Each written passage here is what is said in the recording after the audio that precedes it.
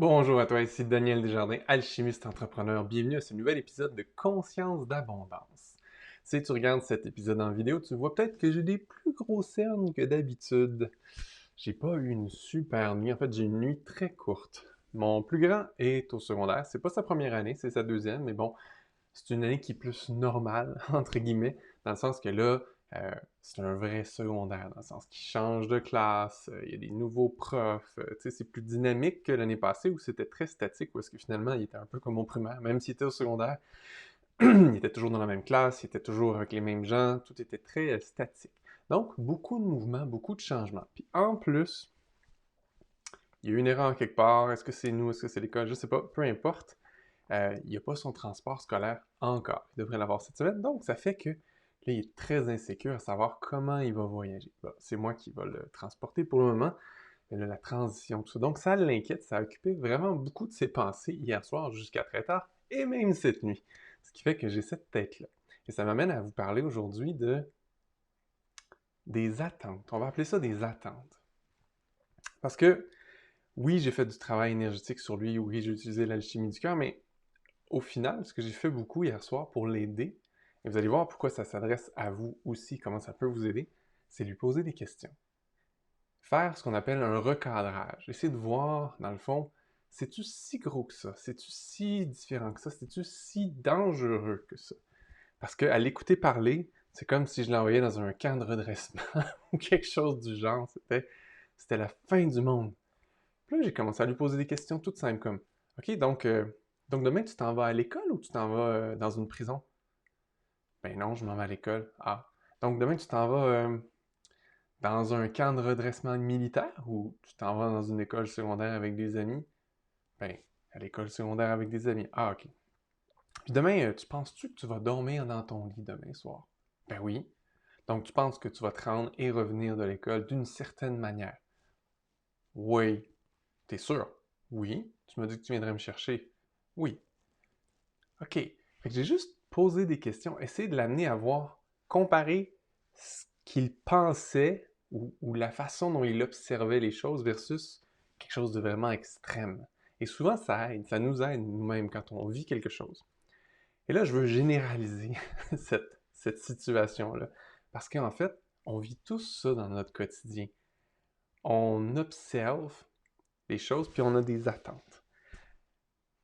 Un autre exemple que je peux te donner, c'est l'an dernier, quand j'ai fait mon premier lancement du programme Alignement, qui était l'évolution d'un autre programme qui, avant, je l'appelais Trouver son chemin sur Terre. La première fois que je l'ai lancé, j'étais super content. J'avais pas d'attente.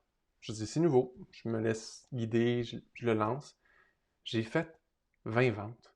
J'étais vraiment super heureux. Je fais, waouh, première fois que je le lance, 20 personnes, c'est super cool. Puis je l'avais lancé à moitié prix parce que c'était la première fois que je le lançais.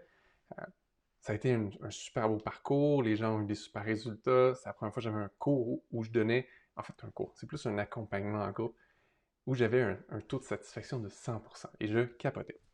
Deuxième fois où je le lance, je me dis consciemment, inconsciemment, waouh, c'était super bon, les gens étaient satisfaits, j'ai des super bons témoignages, je sais plus comment en parler, je veux faire au moins 2 fois ça, tu sais, de vente, c'est sûr. Je lance mon programme, je fais la moitié du nombre de ventes.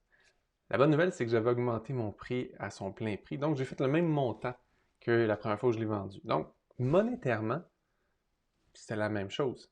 Mais nombre d'étudiants, j'étais déçu. Jusqu'à ce que je me recadre moi-même en me disant, attends une minute, mon but c'est quoi? C'est de toucher le plus de gens possible? Oui. Faire de l'argent pour nourrir ma famille? Oui. Ça c'est fait. Puis en fait, l'important là-dedans, c'est que je vais aider ces gens-là au mieux que je vais pouvoir. Puis ça va juste être mieux pour eux parce que finalement, il y a un plus petit groupe, donc j'ai plus de temps à passer sur chacun. Oui.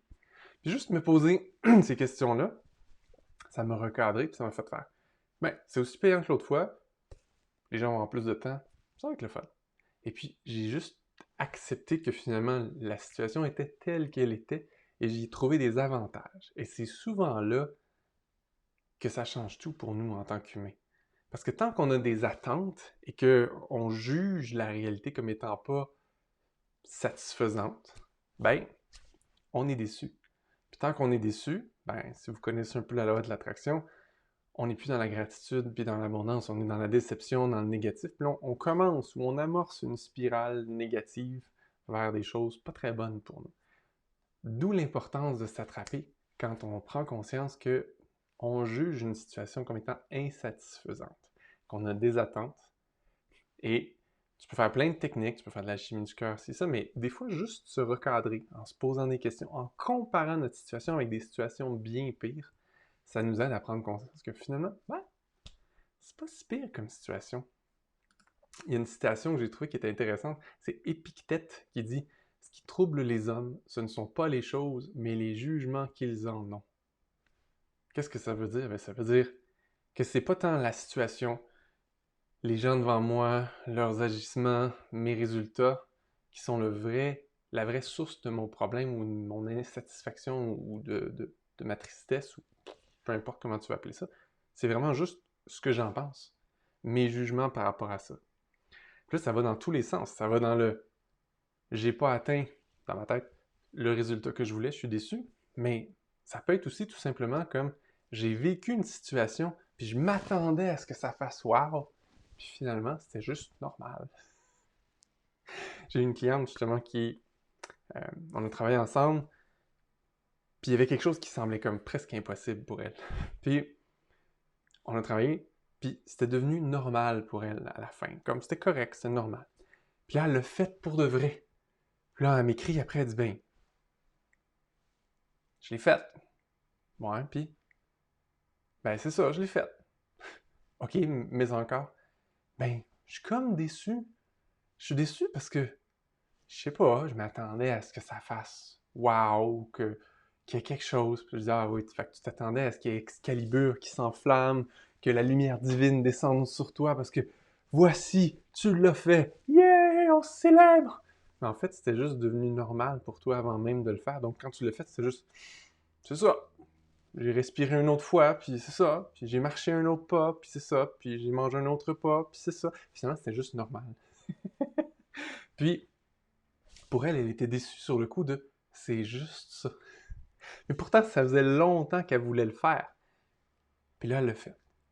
Puis peu importe ce que c'est, souvent on est comme ça dans notre vie. On, on s'attend à ce que quelque chose soit magique, grandiose, extraordinaire. Finalement, quand on le fait, on est un peu déçu. Au lieu d'apprécier et de célébrer le fait qu'on l'a réussi.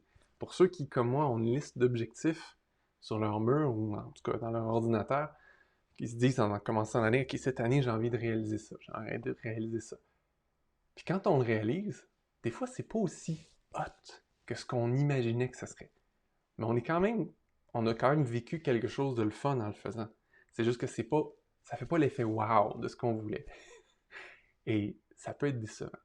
Alors je t'invite, si ça t'arrive, de toi aussi te recadrer, te poser des questions pour comparer ça avec des choses extrêmes, pour que tu puisses voir que finalement, ben, tu sais quoi, je l'ai fait, je l'ai réussi, c'était peut-être plus normal que je m'attendais finalement, c'était peut-être plus naturel que ce à quoi je m'attendais, puis en le faisant, ça n'a pas fait les flamèches, l'étincelle, mais c'était juste bien. Puis c'est correct d'être juste bien des fois. C'est pas obligé de toujours être wow.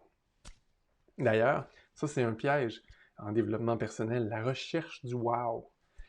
Quand moi je l'ai vécu ça particulièrement, c'est qu'au début, je suis parti tellement loin, j'étais tellement down, déprimé, que lâcher prise sur des gros morceaux, ça a fait des gros wow, des vraiment très gros wow. Puis pendant un bout de temps, je cherchais à reproduire ça tout le temps.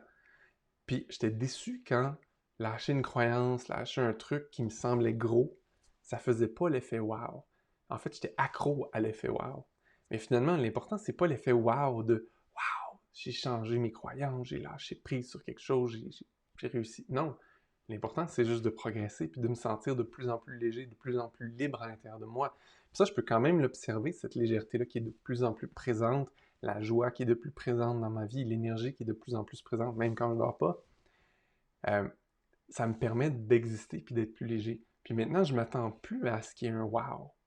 Je m'attends juste à me sentir mieux. Puis j'observe qu'est-ce qui est le mieux. Puis des fois, c'est un petit peu mieux. Des fois, c'est beaucoup mieux. Puis ça dépend. Puis j'ai pas d'attente par rapport à ça.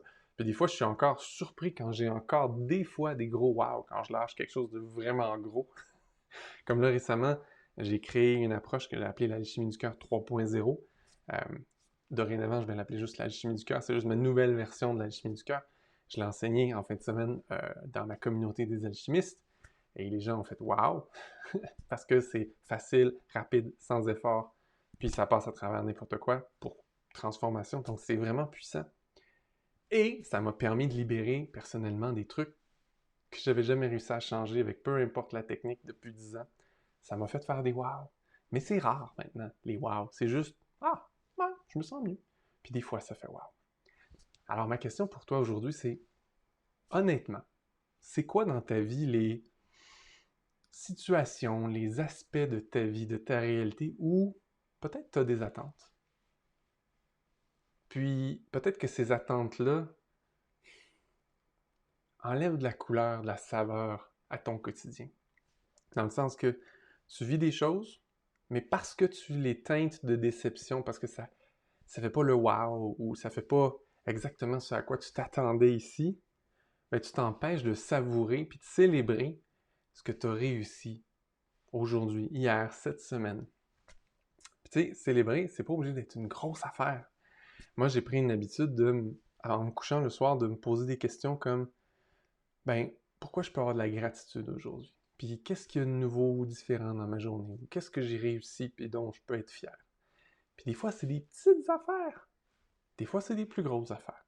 Puis, en créant cette habitude-là de toujours prendre le temps de s'observer puis de se faire une petite tape sur l'épaule, surtout quand on est travailleur autonome, il n'y a pas grand monde qui nous donne une tape sur l'épaule. Il n'y a pas un boss qui vient nous dire bel job. Non, c'est toi, c'est à toi à remarquer, observer quand tu as fait quelque chose de bien, puis de le célébrer. Mais si tu vis toujours dans des attentes, c'est sûr que ta vie peut te sembler plus fade. Alors qu'en réalité, objectivement, elle est peut-être vraiment chouette, mais tu la teintes de négativisme juste avec des attentes. Alors, je te demande ça juste toi face à toi. Si tu peux prendre le temps de peut-être noter sur un calepin, sur un papier ou dans ton téléphone, OK, quels aspects où peut-être je me juge, ou j'ai des attentes qui sont peut-être pas réalistes, ou juste des attentes, point, puis je me permets pas de célébrer la vie telle qu'elle est, ma vie telle qu'elle est, mes réussites telles qu'elles sont. Tu sais, euh, les gens qui ont des super succès dans leur vie, ils ont tous commencé par des succès très modestes, puis ils ont tous fait des erreurs et ils ont eu des défis puis des trucs qui n'ont pas marché. Puis ça fait partie du cheminement. Mais s'ils étaient restés accrochés à leurs attentes, ben ils n'auraient probablement pas persévéré. Jeff Walker, un de ceux qui fait des plus gros lancements sur le web en anglais, son premier lancement de son premier cours, il y avait 6 personnes dans le cours. Puis le deuxième, il y en avait 30, mais la moitié là-dessus, c'était des copains qui avaient invité pour que la salle ait l'air plus remplie. Parce qu'il y avait des attentes.